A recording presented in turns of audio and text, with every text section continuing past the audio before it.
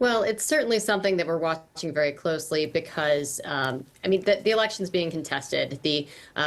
Raila Odinga now has said that he's going to contest it. But the most important things that he said today, and his remarks today were very closely watched, was that he called on his supporters to remain peaceful, and he said he was going to contest the election results in court. And hopefully his supporters will listen to him and they will not be contesting it in the streets of Kenya. How much of a surprise was that result to you? I mean, we're looking at Raila Odinga, who's been around forever, it feels, very much an establishment character from an established family, with the backing of the president, Uhuru Kenyatta. I mean, it felt like all the odds were in his favour.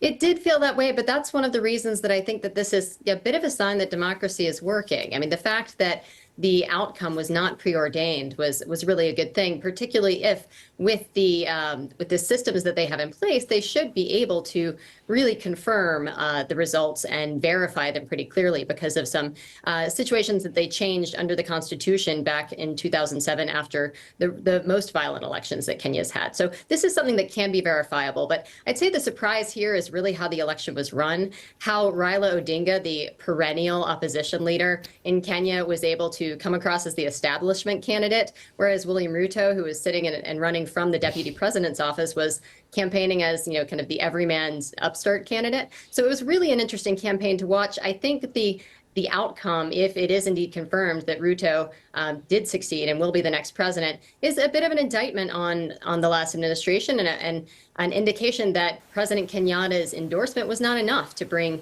even Raila Odinga across the finish line. Yeah, he certainly seems to have campaigned very smartly, hasn't he? I mean, he's given a victory speech already. He's had congratulations coming from Zimbabwe, Ethiopia, Somalia.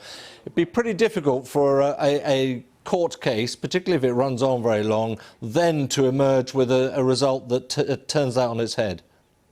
Well, I think that there is confidence in the process, in the system. And of course, in the last elections in 2017, Raila Odinga did contest them then and went through the court process. So I think that there's a process that's going to play out. I think people are, waiting to see what's going to happen in the immediate days. But if Raila Odinga continues to urge his supporters to stay calm, I think that whatever the outcome is on the other end is going to be a victory for democracy in Kenya. Elizabeth Shackleford, thank you very much.